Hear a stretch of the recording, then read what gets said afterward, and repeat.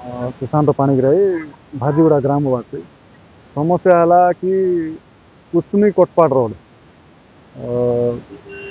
एबे रास्ता काम होची नो डाउट समस्ते आमर जनता उपकृत हेबे किंतु एबे जो समस्या है सीटा न कहले भल कौन रास्ता दी साइड खोला चलती काम हो खोल से तो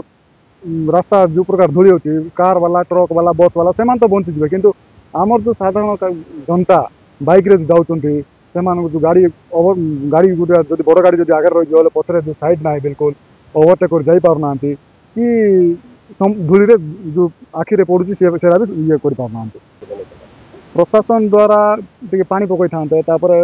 जो कम चलती स्पीड ब्रेकर टे होता सुविधा होता है आउ गोटे जिन छोटिया मोटिया चा दुकानी कि किराना दुकानी से माने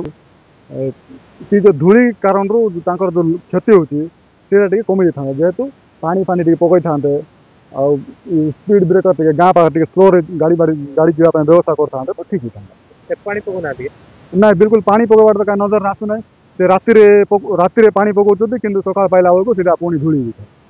आ मेटल जो बाहर माने काम दी साइड रे काम चलछि मझी रोड रे जतो मेटल पकाउछन्ति से क्लीन करना दुर्घटना हवार किसी असंभव ना मो प्रशासन को एवं कॉन्ट्रैक्टर को निवेदन करुछि जे ए समस्यार समाधान अति शीघ्र करंतु प्रतिदिन टिके पानी पका पकई करके टिके सुविधा करंतु गाड़ी मन जो जाउछि स्पीड रे बड़ गाड़ी जाक ताकू टिके ब्रेकर फेकर देकिना ताकू टिके स्लोली जीवा पय व्यवस्था करले सुविधा होता